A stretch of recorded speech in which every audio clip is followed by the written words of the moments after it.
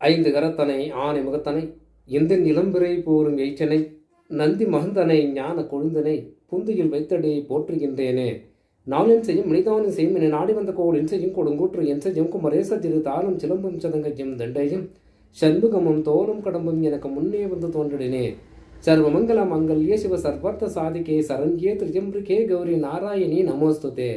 ஞானம் நந்தவனம் தேவம் நிர்மலம் ஸ்படிகாக்கிருத்திம் மதாரம் சர்வ வித்யாநாமய கிரீவம் உபாஸ்மகே. வணக்கம். பரிவர்த்தனைகள் பற்றிய பதிவுகளை ஆராய்ந்து வருகிறோம்.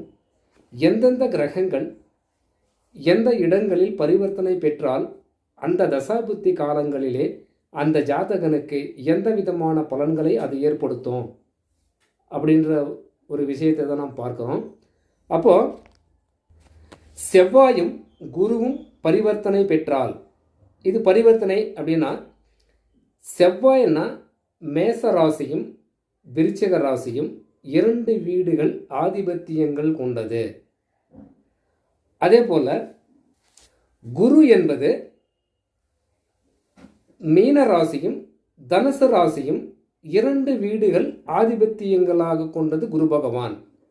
அப்போ இந்த 2 கிரகங்களும் பரிவர்த்தனை பெற்று தசாபுத்திகள் நடத்தினால் எப்படி இருக்கும் அந்த ஜாதகனுக்கு அப்படின்னா, இந்த ஒரு பரிவர்த்தனை அந்த ஜாதகனுக்கோ அல்லது ஜாதகிக்கோ புத்திர தோஷத்தை சில ஜாதகங்களுக்கு ஏற்படுத்துகிறது என்று கூறுகிறது. கர்ப்ப காலங்களில் ஜாதகியாக இருந்தால் அதிக எச்சரிக்கையுடன் இருப்பது சிறப்பு. ஏனென்றால் கருச்சிதைவுகள் சம்பந்தப்பட்ட விஷயங்கள் அதிகம் ஏற்படும் அல்லது ஏற்படுத்துவது இந்த பரிவர்த்தனை நிலைமை அப்படின்னு சொல்லுது. இந்த பரிவர்த்தனை செவ்வாயும் குருவும் பரிவர்த்தனை அடைந்த பெண்களின் ஜாதகத்தில் ஒருவருக்கு இருந்தால் எப்படி இருக்கும் அப்படின்னா, கர்ப்பம் சம்பந்தப்பட்ட விஷயங்களிலே அதிக பிரச்சனைகளை அந்த ஜாதகிக்கு இந்த ஒரு பரிவர்த்தனை ஏற்படுத்தும் அப்படின்னு சொல்லுது. எவர்களோடு செவ்வாயும் குருவும் பரிவர்த்தனை அடைந்து இவர்களோடு சேரும் கிரகங்கள் அது எப்படின்னா, சனி பகவான், ராகு, கேது, சூரியன் இவர்கள் இணைந்திருந்தால் அல்லது தொடர்பு பெற்றால் குழந்தைகள் சம்பந்தப்பட்ட விஷயத்திலே அதிக பாதிப்புகளை அது ஏற்படுத்தி விடுகிறது.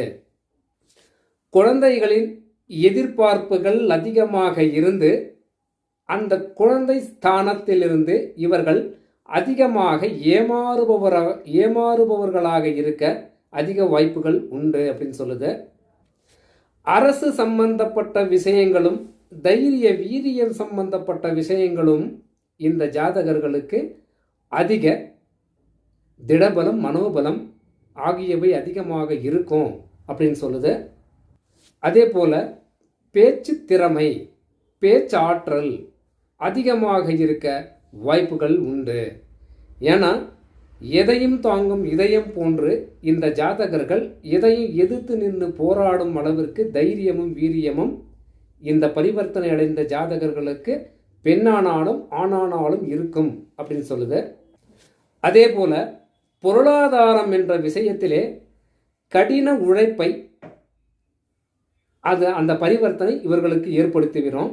அதாவது எளிதில் எதுவுமே கிடைக்காது. அதிக உழைப்பும், அதாவது கடினமான உழைப்பு செய்தால் மட்டுமே இவர்களுக்கு லாபங்கள் அதிகமாக வரும், இல்லைன்னா கஷ்டம் அப்படின்னு சொல்லுது. அதே போல பேச்சு திறமை அதிகமாக இருக்க வாய்ப்புகள் உண்டு.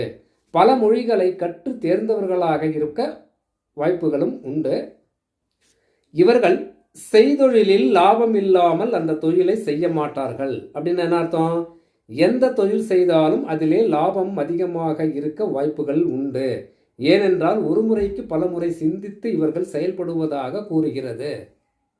இவர்களுக்கு எந்திர தொழில், கெமிக்கல் டிபார்ட்மெண்ட், கெமிக்கல் சம்பந்தப்பட்ட விஷயம், கெமிக்கல் மண் சம்பந்தப்பட்ட விஷயம், பொறியியல் சம்பந்தப்பட்ட விஷயம், இந்த தொடர்புகளின் மூலமாக கிடைக்கப்பெறும் வேலை வாய்ப்புகள் இந்த ஜாதகனுக்கு லாபங்கள் அதிகமாக வரவழைக்கும் அப்படின்னு சொல்லுது. மேசம், கடகம், சிம்மம், விருச்சகம், தனுசு ஆகிய லக்னங்களிலே பிறந்தவர்கள் புத்திர பாவம் கெடுவதில்லை, மிக சிறப்பாக இருக்கும். இந்த லக்னங்களில் பிறந்தவர்களுக்கு சிறப்பான பலன்களை அந்த தசா புத்திகளிலே கொடுக்கும்னு சொல்லுது. மற்ற லக்னங்களுக்கு இது சிறப்பான பலன்களை தருவது சந்தேகமே அப்படின்னு சொல்லுது. மேஷ லக்னத்திற்கு 1-9, கடக லக்னத்திற்கு 9-10, சிம்மத்திற்கு 5-9, விருச்சிகத்திற்கு 1-2-5, தனுசிற்கு 4-5. இது போன்ற பரிவர்த்தனைகள் ஒருவருக்கு இருந்தால் அந்த ஜாதகருக்கு சிறப்பான பலன்களை இது ஏற்படுத்தும் அப்படின்னு சொல்லுது. இந்த பரிவர்த்தனை பெற்ற கிரகங்கள் ஐராவதாம்சம், பர்வதாம்சம், குபேராம்சம் இந்த அம்சங்களை பெற்றிருந்தால் அந்த ஜாதகர்கள் உயர்ந்த பதவியில் இருக்க அதிக வாய்ப்புகள் உண்டு என்று கோள்களின் கோலாட்டம் என்ற நூலிலே மிக சிறப்பாக குறிப்பிடப்பட்டுள்ளது. வணக்கம்.